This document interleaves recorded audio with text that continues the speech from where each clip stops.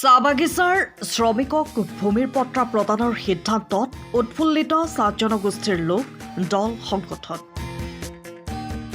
অসম চৰকাৰে চাহ বাগিচাৰ শ্ৰমিকসকলক ভূমিৰ মালিকানা দিবলৈ চিলিং আইন সংশোধিত কৰাৰ সিদ্ধান্ত লৈছে।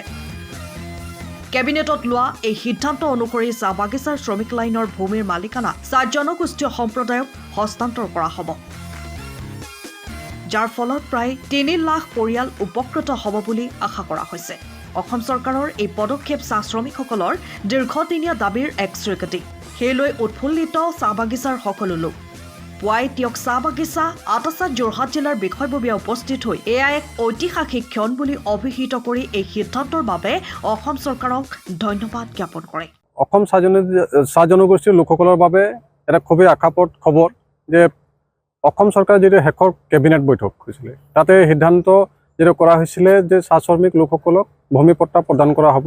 আৰু নিশ্চিতভাৱে আমাৰ কাৰণে খুবেই এটা গৌৰৱৰ আৰু খুব আনন্দৰ খবৰ যে অসমত থকা বসবাস কৰা যিসকল চাহ শ্ৰমিক লোক, এই লোকসকলক আজি স্বাধীনতা হোৱা ৭৮ বছৰৰ পাছতো কোনো এখন চৰকাৰে আজিলৈকে সদিচ্ছাৰ অভাৱৰ বাবে এই লোকসকলে আজিলৈকে ভূমি পট্টা নাপালে, তেখেতসকলে বঞ্চিত হৈ থাকিলে। আৰু বিভিন্ন ক্ষেত্ৰত চাহ বাগিচাত যিসকল শ্ৰমিকে বসবাস কৰে, যিবিলাক লাইন কোৱাৰ্টাৰ আছে, এই কোৱাৰ্টাৰবিলাকত যেতিয়া চৰকাৰীভাৱে আৱাসগৃহই হওক বা অন্যান্য ছাত্ৰ ছাত্ৰীসকলৰ শিক্ষাৰ ক্ষেত্ৰত হওক, চাকৰিৰ ক্ষেত্ৰত হওক, বিভিন্ন সময়ত এই ভূমি পট্টা নথকাৰ বাবে তেওঁ বিভিন্ন সমস্যাৰ সন্মুখীন হৈ আহিছিলে, যাৰ বাবে চাহ শ্ৰমিক লোকসকলে এই ভূমি পট্টা নোহোৱাৰ বাবে বাগিচা যিটো কৰ্তৃপক্ষ বা মেনেজাৰ যিজন থাকে তেখেতসকলৰ ওচৰত যাব লাগে NOC-টো ল'বৰ কাৰণে। তাৰপিছতে বাকী বিষয় প্ৰক্ৰিয়াটো আৰম্ভ হৈছিলে। আৰু নিশ্চিতভাৱে শীতকালীন অধিৱেশনত এই যিটো বিল, ভূমি পট্টা দিয়াৰ যিটো বিল আছে, নিশ্চিতভাৱে সেইটো উত্থাপন হ'ব বুলি আমি আশাবাদী।